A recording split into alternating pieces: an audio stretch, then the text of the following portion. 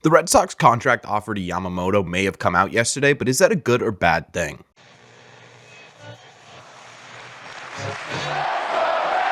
What is going on, everybody? Welcome back to Red Seat Radio. My name is Corbin, and yesterday we got some pretty big news about the Red Sox pursuit of Yoshinobu Yamamoto. Things appear to be heating up with the chase to figure out where he's going to play in Major League Baseball, and it feels like any second now we could get a decision on where Yamamoto wants to go. Yesterday, there could have been a leak as to what the Red Sox contract offer was, and this contract definitely puts them squarely in the mix for Yamamoto's services, but the question with this leak is it a good or bad thing? That's what we're going to be breaking down in today's video. We're going to talk about the timeline of this leak, what that means. We're going to talk about a negative way we could look at this leak, a positive way we could look at this leak, and talk about overall what this could mean for the Red Sox pursuit of Yoshinobu Yamamoto. But before we get into that, do me a favor. Make sure you guys have hit that subscribe button if you haven't already. If you're new here, we talk Red Sox content almost every single day. Also, make sure you guys have hit the like button on this video as well. Helps these videos out a ton, and it would mean a lot to me. Thank you all very much for clicking on this one. Let's get into it. Okay, so let's talk about first the validity of these tweets and the timeline that it happened in and what that could mean about these leaks. The first thing we heard about the Red Sox and Yamamoto's offer came from Spanish Red Sox analyst Marino Pepin, who tweeted just around 11 o'clock yesterday that the Red Sox had made an offer to Yoshinobu Yamamoto of just over $300 million with clauses and incentives convenient for both parties. Now, I apologize if my Spanish translation isn't exactly super accurate. I don't know a ton of Spanish, so I have to rely on Google Translate, but the point in that tweet still remains that the Red Sox had offered Yoshinobu Yamamoto a very attractive contract. Now, we immediately started taking this with a grain of salt. Marino Pepin has had some real successes in terms of breaking contracts. He was one of the first people on the Rafael Devers contract extension. He wasn't the first, but he was in the small group of people who did it before national media. However, he's also had some big misses as well. I think the most notable was last offseason when he basically insinuated that the Boston Red Sox had re-signed Xander Bogaerts, and we obviously know how that went. So the fact that Marino Pepin's track record has been a bit up and down immediately gives some hesitation to this rumor. However, this rumor was basically confirmed by a national reporter a little bit later in the day when Jim Bowden, who is a national baseball analyst, tweeted that both the Red Sox and the Giants have made a strong push recently for Yoshinobu Yamamoto that both included $300 million plus contracts. Now, we can take two things, in my opinion, from these leaks. I think, first of all, we could take the fact that the Red Sox are probably right there when it comes to contract dollars. I think the Red Sox right now have put in definitely a contract that equals the highest bid for Yamamoto, and he's just sort of looking at all these different contracts right now. And the second thing is that the Red Sox are still squarely in the mix for Yoshinobu Yamamoto. Now, this doesn't mean they're at the top of the list, but they're definitely still involved with trying to get him here, and they're willing to put the money on the table that would require him coming here. So there are a couple things we can take out of these leaks. Again, take it with a little bit of grain of salt. Marino doesn't have the best track record when it comes to breaking news, and the fact that only one national reporter covered this story could possibly mean that this is an individual leak from an individual camp.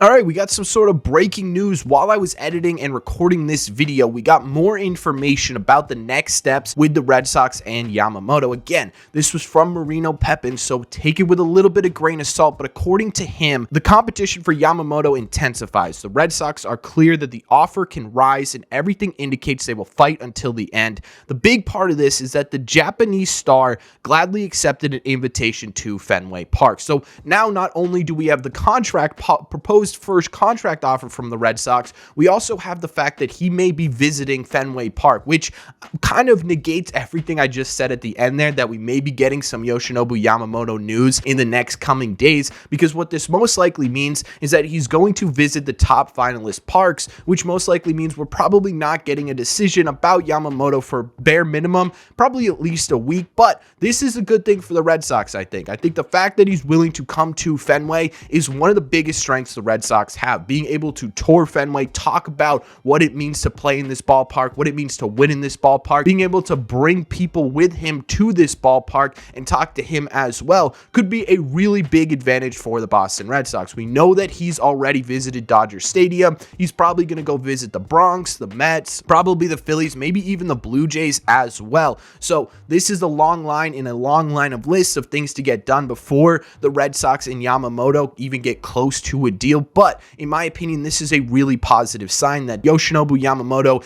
could be serious about joining the Boston Red Sox and that the Red Sox are serious about joining him. And then the first part of this tweet could be really interesting as well, right? Because now you got the $300 million proposed leak. There's a possibility here that they could also very easily up that offer, and the Red Sox are willing to play ball with these big time clubs that a lot of people were worried about immediately. That was sort of the big question mark of this offseason. Are the Red Sox going to be able to compete with the Dodgers, Mets, and Yankees? It looks like they're at least right now at this point willing to do that, and we'll see what happens. But this is sort of big news to smack dab in the middle of my recording, which is kind of cool, I guess. But either way, again, the big news here is that the Red Sox are willing to go above and beyond to get Yamamoto, at least according to Marino Pepin. Again, grain of salt. And two, I think this one's a little bit harder to dispute, and that is that the Red Sox and Yamamoto will be meeting at Fenway Park to discuss this further.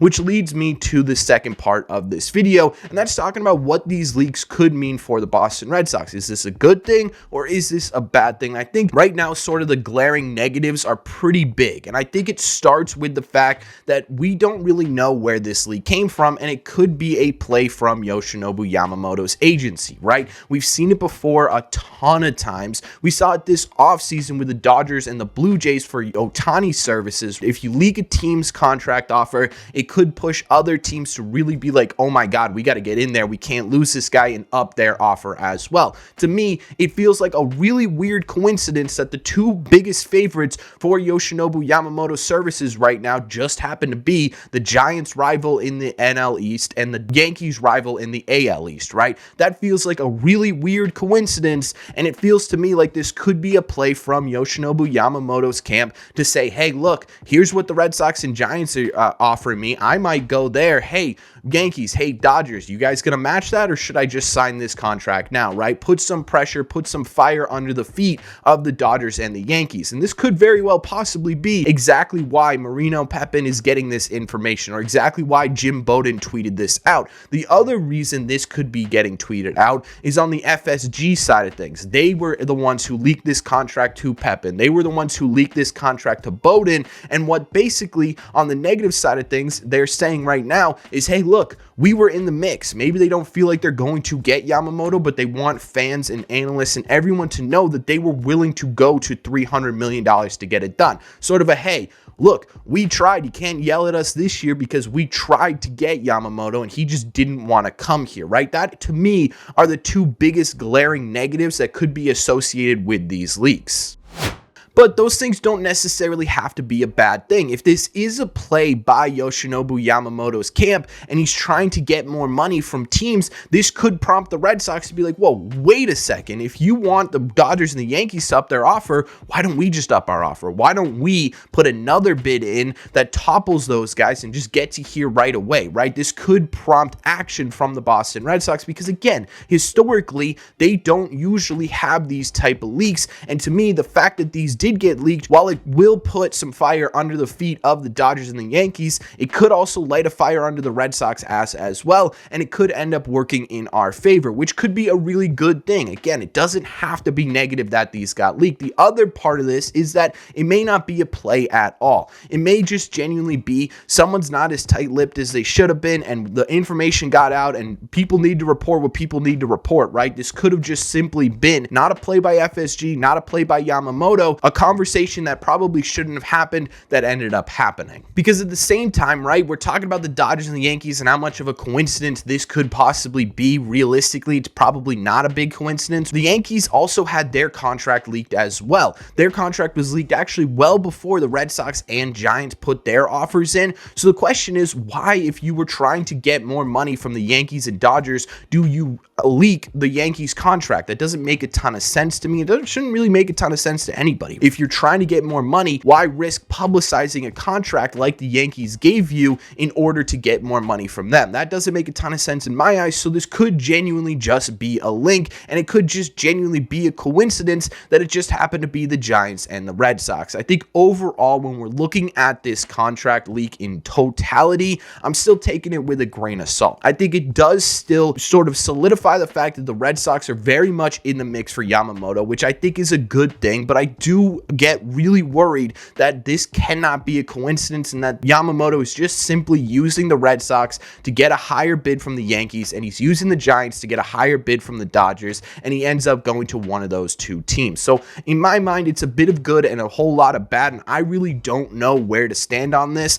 I think at the end of the day, this doesn't really change anything, and Red Sox fans should still probably be in wait and see mode. I don't think this is going to point in one direction, the Red Sox not getting him. I don't think this is pointing in the direction of the Red Sox getting him. I think this is just simply bidding politics. I think agents on the Yamamoto side are trying to get more money. I think on the Red Sox side of things, they want it to be known that they were, hey, we were in on Yamamoto. We're willing to spend this money, right? And I don't think it's the end-all be-all. I don't think it's a direction the Red Sox have to go in because of this proposed leak. And at the end of the day, right, we don't even know if this is the actual leak. Again, no one else covered this outside of Jim Bowden and Marino Pepin. It could end up being just simply a falsified leak that the Yankees or the Dodgers or someone's trying to put out there to either light a fire under the Red Sox ass or light a fire under another team's ass. So again, I think we're still in wait and see mode about Yoshinobu Yamamoto, but it is something to talk about, which is really nice. But let me know in the comment section down below, what do you think of this? What do you think about the proposed leak of the Red Sox contract in the comment sections down below?